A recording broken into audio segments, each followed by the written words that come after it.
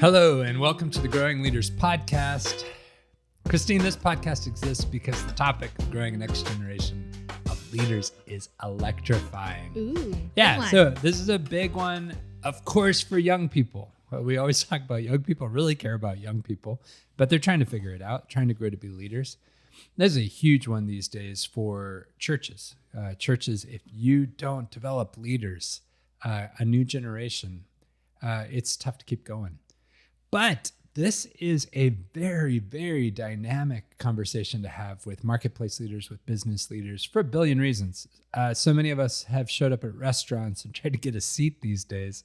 And you have signs on the door that say 45-minute wait, though it's only at 30% capacity because there's just not enough employees. I was just at a restaurant today for lunch and they said, we'll be closed on Saturday due to shortages. But you don't think of employees as leaders, but if you're good at business, they are. The ability to keep pulling in great talent who will absolutely transform the future of your business is critical. So today we're going to have some fun. What are we up to today?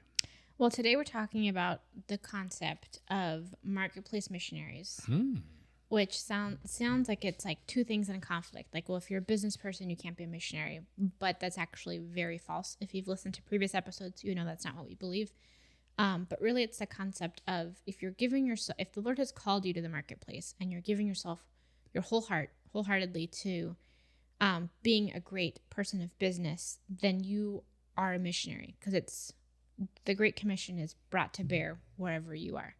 Whether that's leading your business, working in a business, chamber of commerce, wherever it is you're working. And so the idea is, what does that look like? How does it work? Yeah, so here's a racy comment for us to say that is something we just deeply believe, is that if you are a follower of Jesus, you are a missionary. Mm-hmm. He is a sending God. The Father sends Jesus. The Father and Jesus and the Holy Spirit. Holy Spirit sends us. So that's so true. And it's true of everybody, whether you even agree or not, because here's a really interesting thing. Even if you're sort of a punk, even if your faith isn't very high, even if you've got very bad character, you are representing, you are representing, if you call yourself a Christian, you're representing Jesus with all those traits. But you're also, you're impacting the people around you, whether you say you are or not. How many of us have lived in a neighborhood where we feel the neighborhood is cold, or we feel disconnected, or we wonder if we're just not very friendly because of this neighbor across the street that will never talk to us? So even if you, in your missionary endeavors, have decided to shut yourself off and only focus on yourself, you're impacting people's lives constantly. So the question is just, will you be a good missionary or not? So what about you and Pete? You're living in a neighborhood. You're living the dream. You've got a wonderful daughter. Are you guys good missionaries or bad ones? I think we're learning. And I think you raise an excellent challenge or question. That is true. Like, wherever we are, we have some form of influence.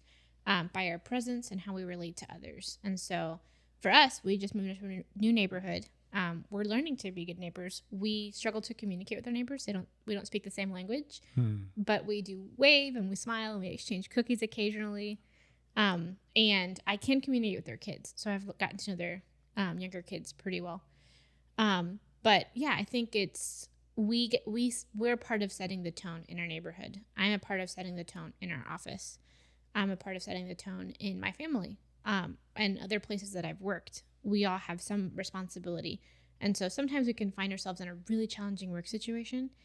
And it's very like, oh, it's because of so-and-so, or because my boss, or because of these people these employees that I'm managing just make it so hard.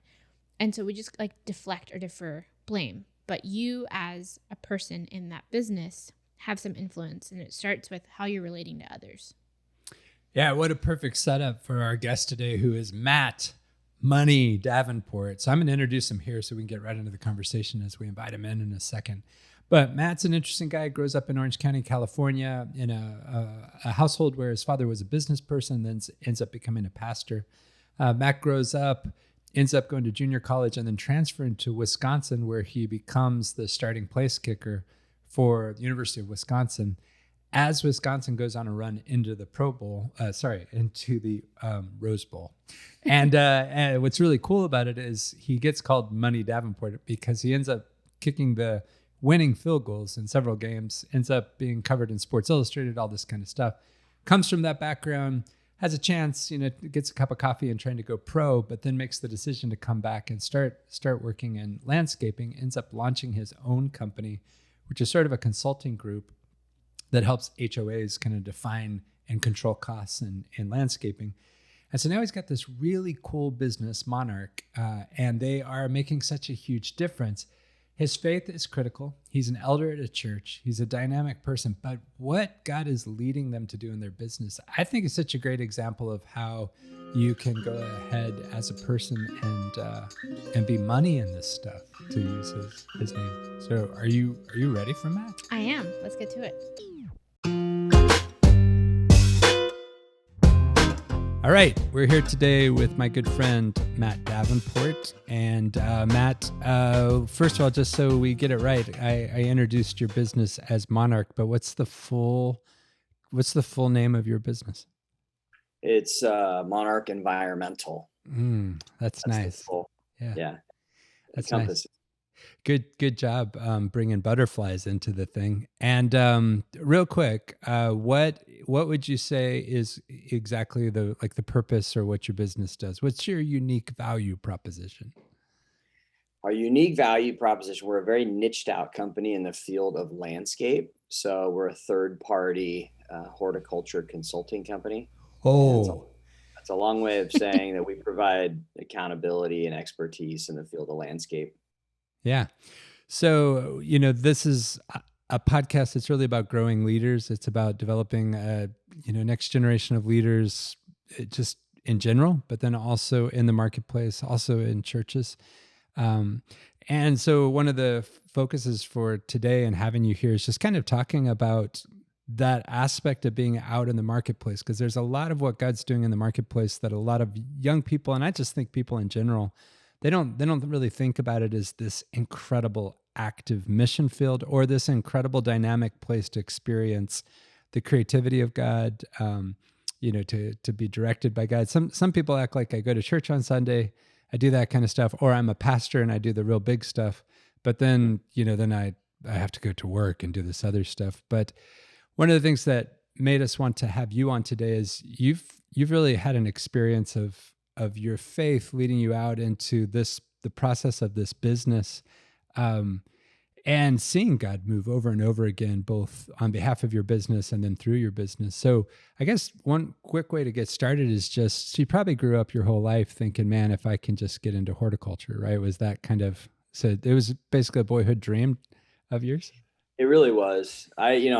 I always think too, before the foundations of the earth, God knew that they're going to need a third-party horticulturist around 2008. And so I find a lot of identity in my work and my title that way. All right, you're going to have to get ready as a viewer or a listener to the fact that Matt is funny.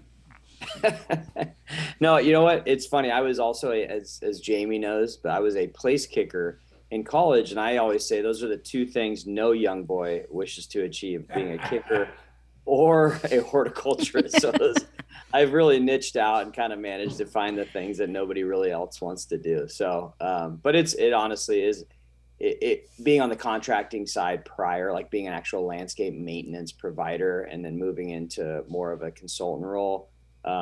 It's fun because it's sort of, I was able to kind of leave the things I didn't like behind on the contracting side and kind of pull forward the things I do like and where I have a bigger impact. So yeah, not a childhood dream, but I do remember, you probably don't remember this guy. His name was like David something, and he had a show on TV and he was like a customer advocate. Yeah. You'll have to look at what his name is, but he was like on I think he was like network TV.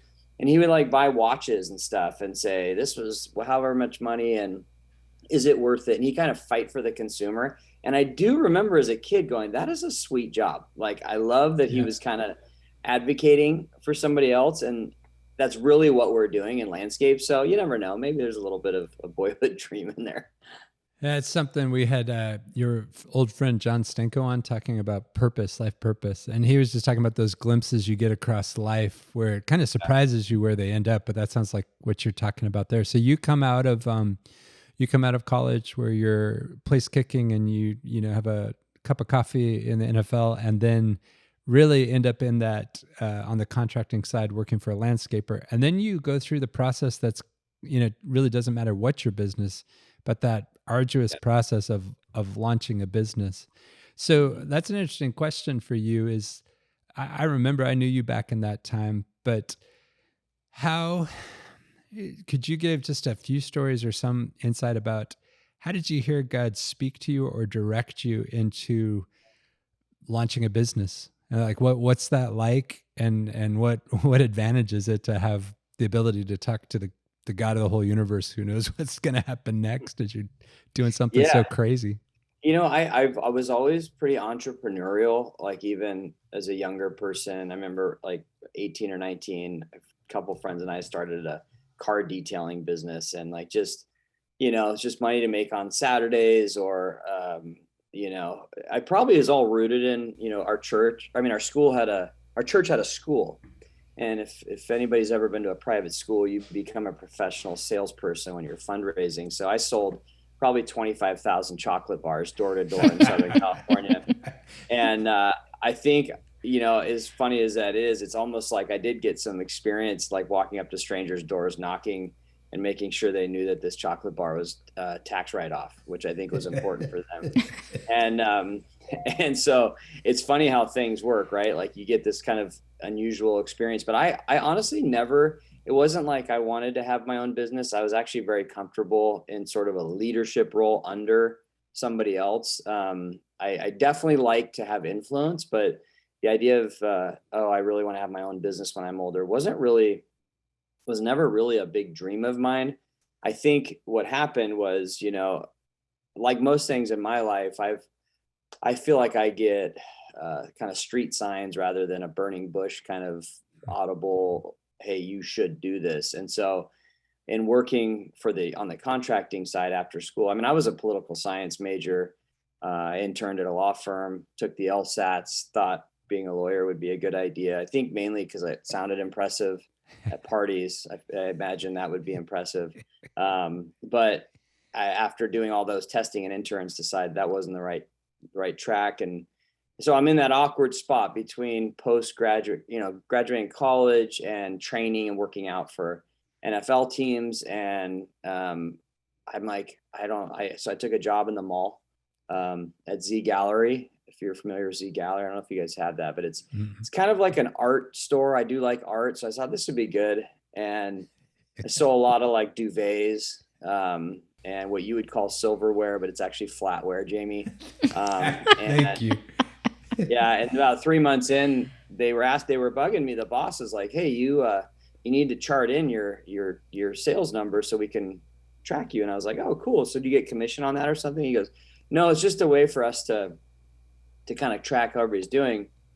And so I started giving my number to all the other people because I knew this wasn't my like life story, you know, that I was going to be working at the mall. So I spent a couple of months there and had a friend that owned a landscape company that said, would you want to come work for me? And my initial response was, I couldn't think of anything I would like to do less. I could not honestly think of anything. And so another month under the lights of the mall, I was like, hey, what's going on?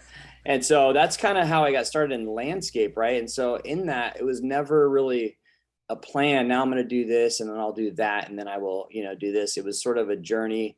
Wanted to get married. Heather and I got married, went full time into landscape, kind of set the football thing aside. And then I was there for 7 or 8 years and really learned every facet, went back to school for horticulture and became an arborist and a water manager and things, but learned mainly the operational side. And at one point, I mean, we were about 70 employees, which out here is a pretty small landscape company, but that's nationally, that's a big company. Yeah. But I knew I kind of learned every piece and really felt most strong that I knew what not to do, which sounds funny, but I feel like I identified and made so many mistakes along the way that I understood where those were. and then kind of moving into seeing administrations change and policies change, and felt like I was really running that company. I said, I approached the owner of that company and said, I'd like to buy this. He was kind of wanting to move on, and long story short, it didn't work out. There was some turbulence in there, and this was now we're getting in about July of 2008. And I went to the bank and said, hey, I'm really good at what I do. I own a home. Now granted, it's an interest only, like 3-year adjustable rate mortgage, but I do own my home. And and I think I can start this landscape company. They said, that sounds great. We could lend you $5,000. And $5,000, it definitely doesn't buy you a truck. I don't know that it buys you a mower. And so I had to. You're armed with a very sharp pair of scissors. The push mower. Yeah, it was like, what am I possibly going to do? And so anyway, in that kind of moment, I felt like that's where I sought a lot of counsel, honestly, from people like some good friends, mentors, my dad, who's my pastor. And somebody said to me, you shouldn't do something just because you're good at it. And which was a weird thing to say, because that kind of goes against everything you think about. But it made me pause, and I did. I said, you know what? I really do think what's missing in this industry is someone to sit between the contractor and the client. Not to mention that only cost a laptop, and so that's really where the idea was born. And so God I think that I always feel like, I was talking to someone recently, the economy, what's happening with the economy, interest rates, all this stuff. I've never believed that God deals with us as individuals in the general economy. I think he deals with us as individuals. I think Joseph's a good example of that. Like, so it's like, for me, I think he was pushing me out of something that I was very happy to stay in. I think if it was up to me, my plan would have worked out and bought the landscape company, but it really wasn't what he had. And it took sort of a crushing, squeezing, launching sort of thing to get me to move on. So as much as I'd like to take credit as like a strategic thing, it was really partly desperation, partly seeking counsel, seeking the Lord, and then him giving me a good idea, and something that I know when we started it, or when I started it, I remember telling my wife, Heather, I said, there's probably a 99% chance this isn't going to work. Like I have very little confidence this is going to work. And which, to her credit, she was like, okay, and, but it was because it was like, this was the height of what they call the Great Recession, right? Yeah. So it was like people in these homeowner associations were not paying their dues.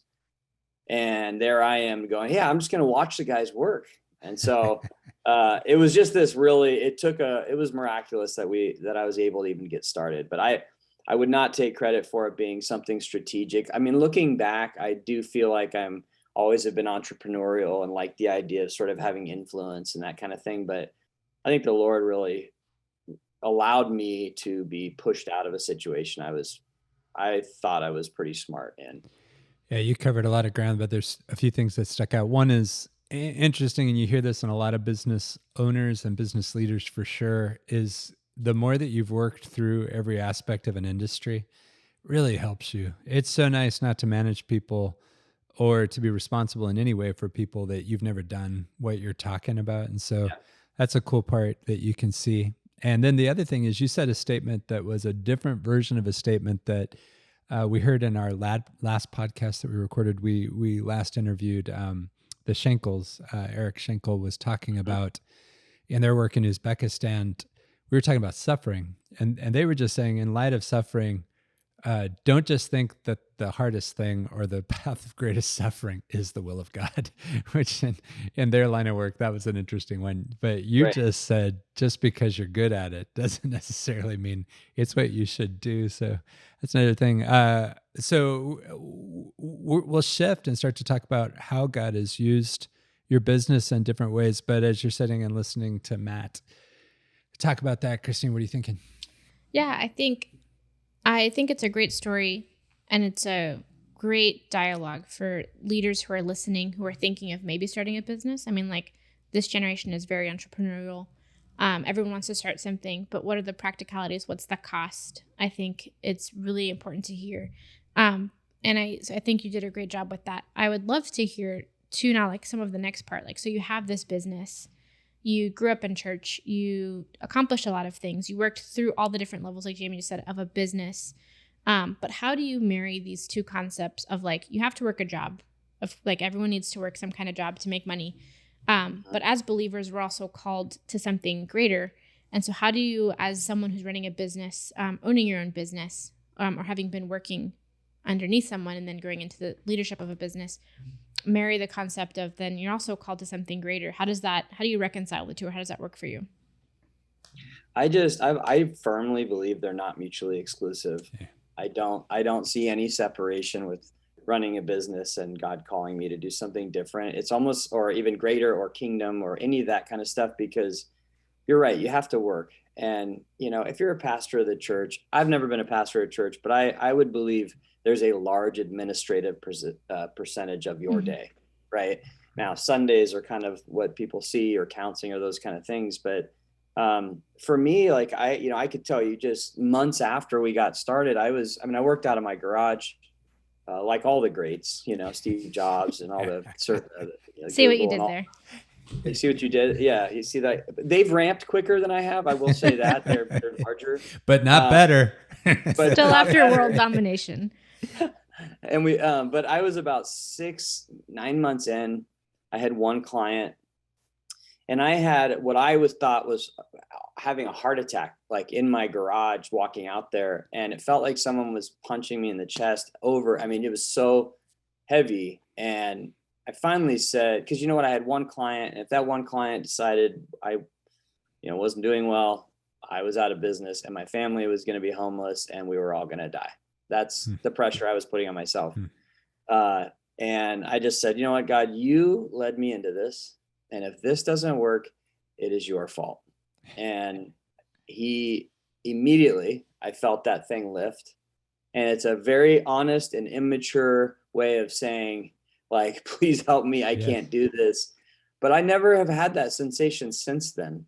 And it was to me a real lesson, kind of to your question of what was important, is if God's led me into this, it doesn't mean it's not going to be hard. But it's not my responsibility to manage the outcome. He's just required me to do what he's called me to do. Yeah. And if it goes well, that's great. But if it doesn't take away from what the obedience that I'm called, to show. Now, to the outsider or to family members, if it doesn't go well, that's maybe a different outlook. But I felt like I was dealing with the Lord, in that sense. So, to me, my level of success was not, I didn't have a goal to do X. It was literally just to pay the mortgage. So and then in terms of, like, I don't know, like, I can say this too, because I said my dad's a pastor. Like, if someone wanted to pursue being a pastor, that is a high calling that, unless you've seen it from the inside out, you may not know what you're getting into. Yeah. Owning a business is the same way. It sounds cool. It's like, oh, that's cool. You can do whatever you want and call the shots. But, when you have other people's lives at stake and families, and they're looking to you for leadership in good times and bad. During COVID, and when I wasn't sure if we were going to be deemed essential, and I had 10 or 15 families underneath me, how was I going to respond to that? That wasn't fun. And that required me to really dive deep into, trusting that the Holy Spirit brought me here too. I harken back on that kind of chess moment. So it's hard for me to answer the question, like, to separate and see other things, but sorry, I'm doing a lot of talking. Yeah, it's great. One of the things that you bring up there is something that we are kind of pounding in this podcast, which is the model of launching a billion churches. That may happen. The church plant model is not necessarily that successful. The traditional model of churches is really being shifted. But for sure, the best churches are going to be the ones that really launched lay leaders, that launched leaders, every leader in the church, into impact in their marriage, impact in with their children, impact in their children's schools, impact with their neighbors, and then in business. And business has such a dynamic power to shape things. We work around the world and have good partnerships with like Western Union or groups, or Intel, who designed an online database for us that was great. So there's so many aspects of business that can punch in ways that can change everything. And I've watched that with you. I've come out to California, and you took me up behind your house on this hill, and you showed me the meaning of life. No, you you were talking about this thing that hit you about encouraging your employees towards generosity. And I know you're probably really tired of me making you share this, but that's a great story. So you just come up with this idea where you're like, you're going to provoke your guys towards generosity. Like, how did that occur to you? Why did you do it, and what did you do? Yeah. So I think for me, like it is your job, fortunately or unfortunately, whether you're the owner or an employee, that you spend most of your day doing it, And so I have tried to think outside the box. I don't know even how spiritual it was. I don't know that I had an agenda other than just saying this is the right thing to do and this would be fun. A lot of my decisions come out of, would this be fun? I know that sounds weird, but so I came up with, you can relate. I can right? relate Well, to that. People hang out in fun environments, right? Right. So sorry if you hear my dogs barking in the background. That's me working from home. But so the idea was simply, what is a way that I could come up with a program to promote generosity and thinking about other people. And so we did that I presented at a staff meeting. I said, hey, I've got this kind of goofy idea. I want to come up with an annual theme, and we want to call it the Year of Giving. And I want to support your efforts, but I'm not going to come up with, the United Way and ask you all to run in a half marathon or something. I want to know what you're interested in, and then I want to come alongside you. And I tasked the team loosely. It wasn't like a requirement, and said, hey, what would you all, what do you want to do? What do you want to support? And so almost one by one, over the course of 12 months, we had one of our employees said, she was actually working towards a black belt and was at the studio, and there was made aware of a disenfranchised young person that really needed the discipline of the dojo, but the parents couldn't afford it. And, so I was thinking we could help, pay for these lessons or the training. That's a great idea, so how much is it? And then I asked her to go back to I want to say sensei. I don't know that that's the right term. The main good, Cobra Kai is just going through my head, pulling stuff. But sensei, and say, well, how much would it cost? What would he be willing to contribute as well? And so the dojo, and I'm using terms I'm not even comfortable with. So dojo, we ended up splitting the cost for this kid to go through this program. So now we had the dojo putting money in. Monarch was spending some money, and we're talking hundreds of dollars. It wasn't a ton of money. Next month or next week staff meeting, hey, what did anybody else got anything to share? Oh yeah, I had something. And turns out the local hospital, people going into chemotherapy, they don't have rides to the hospital to and from. And I was like, really? He's like, so I've just been picking people up and dropping people off, and so we offset his expenses. Yeah. Another one, there was like a veteran, totally different, veteran hospital that had a sensory garden, which sort of helps with PTSD and some things, that was totally in disarray. And this person on his own time went and redesigned it, and they had it replanted. I think this whole process, I bet Monarch spent $2,000 in a year. Yeah. But almost every meeting I would just say, hey, can we get a progress report on that? We didn't advertise it. I never told anybody outside the corporation. It wasn't a marketing campaign. It was just about doing something for somebody else. And I do think when you are doing something for somebody else, everything improves. It does improve selfishly, right, your quality of work, but it actually adds purpose to your work. And I should say my staff is not a group of, I should say this, they're not active churchgoers. I'll just say that. So it's a very diverse group of belief systems that are on our staff. So when I say something to them, or make a recommendation or suggestion, something like that, it's not let's open in prayer. I mean, it's it's there. We have atheists and we have all sorts of people on staff. So it's really about agreeing on what we can agree on and what matters. And so that's kind of how that came about. Yeah, it was really neat. There's a lot of wisdom to the way you handled it, because what you did is you took them where they were and you led them towards something. What they're touching in that moment is agape love, which is sacrificial love, a care.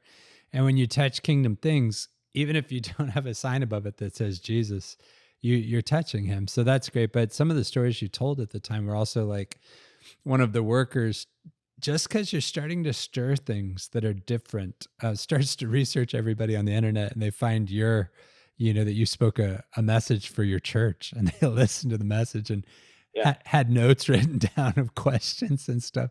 So you kind of open up a different aspect. And then you talked about another employee you were just sitting with, and once you began down that road, their spouse said to you something like, that they're reading the Bible, and you just turned, you were like, why? Yeah. And I've never I mean, it's like, I have just never really, it's not that I'm shy about my faith. If I was asked an honest question, I would answer it. But I just, to me, like one of the wives at one of our things came up and said, it's just, ever since this person's been working here, it's like our marriage is way different and he's way different. And I said, oh, really? And he goes, yeah, he goes to bed every night listening to the Old Testament in his ear pods. And I asked him about it. I said, why are you doing that? He said, I don't know. I just really feel like I want to know the truth. And that wasn't a conversation before or after, but I think for me, like, again, kind of like I was carrying the burden for the business early on. I think we take way too much credit for God. I think if he wanted to touch everybody on the planet, he doesn't really need us to facilitate that. Yeah. He doesn't need a third party human to really activate, his goodness, right? He allows us to come in. So I think, to me, like, just walking with him sincerely and being authentic, and I'm big on not having an agenda. I think people are so much smarter than we give them credit for. And if the reason I'm doing that program is so that at the end of the year, I can unveil, and that's why I am a Christian and you should be too, they would feel used. And it's just not the case. I think you sow good seeds, God waters those. And I just think that they're not as in plain sight as we often think they need to be. Well, and I think I love all of that, because I think that is what being a missionary is. It's not like shoving Jesus down someone's throat. It's being present and leading them into kingdom principles where then they find him eventually. So even leading your employees in through generosity, saying, hey, find something you love and let me back your play. That is, it is agape, but it's also generosity, which we're called to be generous with, not just our money, but our time. And so I think that's really neat. And that's a great example for them of being a good steward of what you have. And it's like you said, it's good missionary work. We were missionaries, as I've known you, and in the neighborhood that we lived in, it was a really interesting neighborhood. But if we told everybody we were missionaries, it would have been the suckiest job ever. So they all thought, and we were leading a nonprofit organization that helped at-risk young people.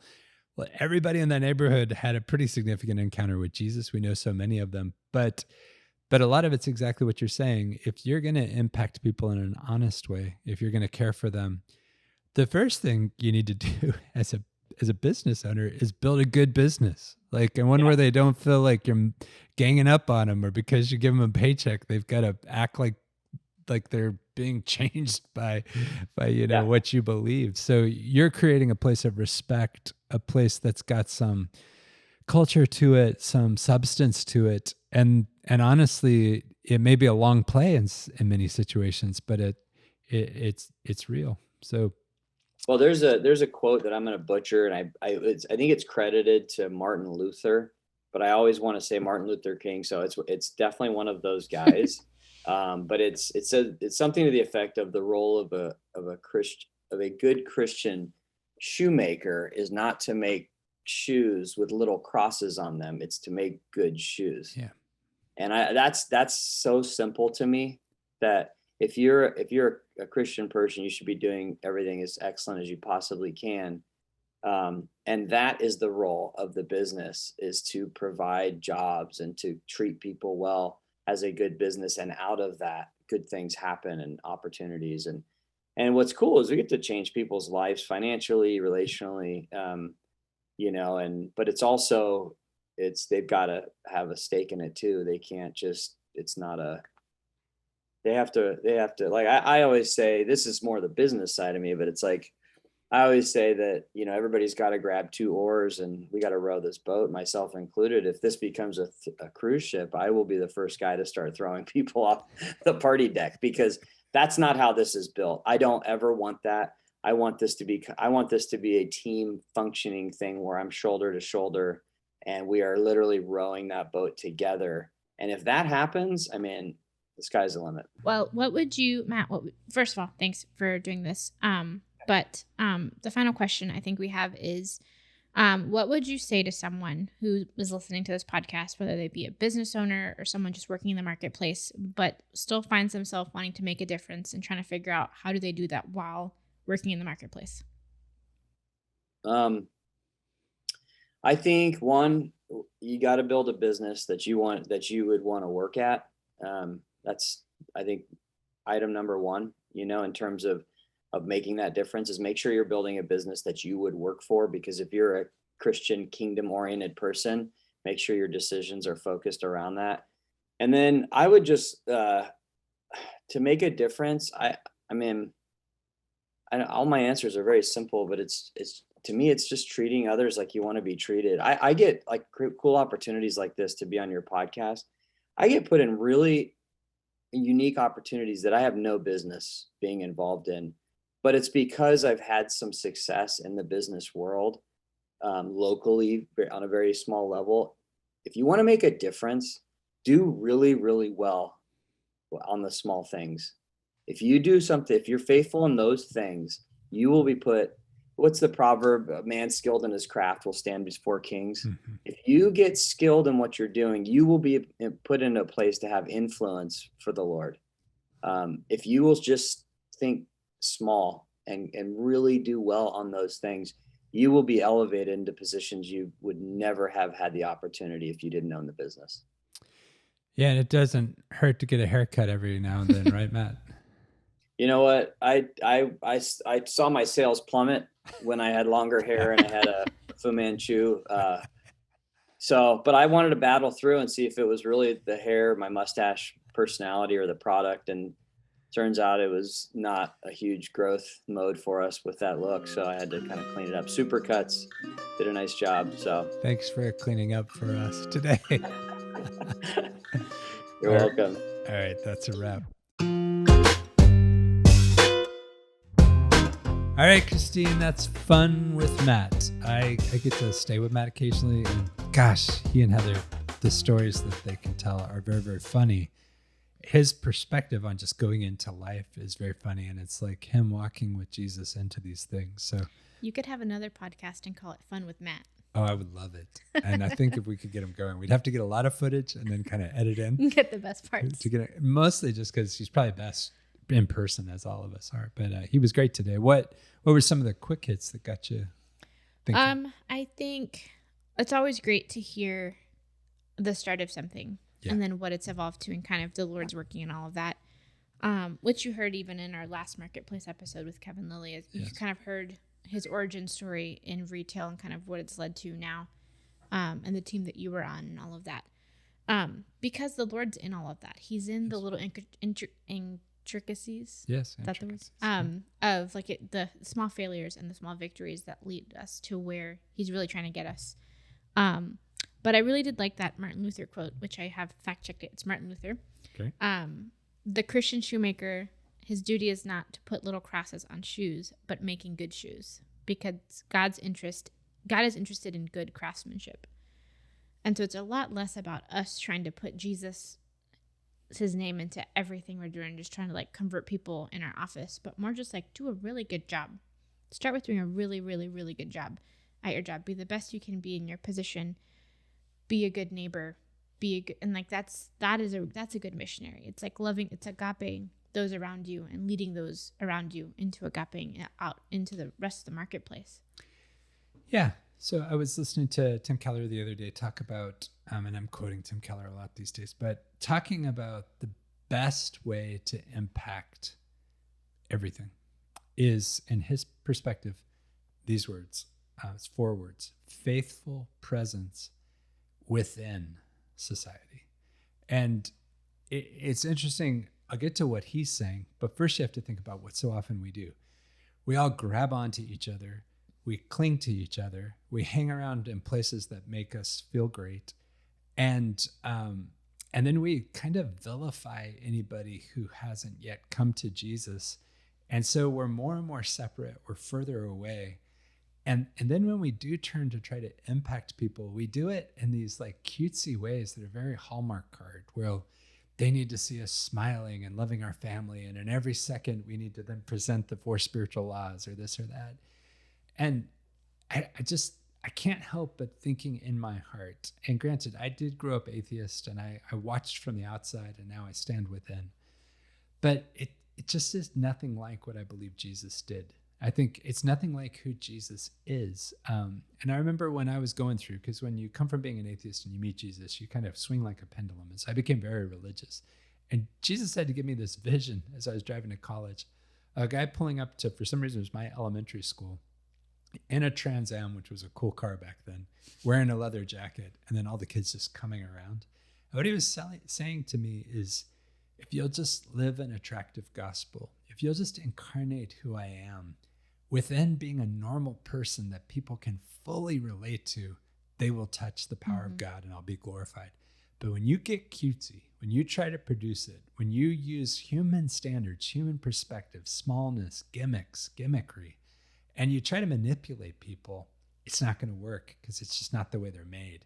And a lot of times the world rejects a lot of us in the church because prophetically, they know we're dumb. Mm-hmm. They know what we're doing is goofy and manipulative and in a way, honestly, sort of sinister. That's horrible. You should never treat people like that. And I think a faithful presence, being full of faith, responding to God, being present, being out there right next to people when they need you.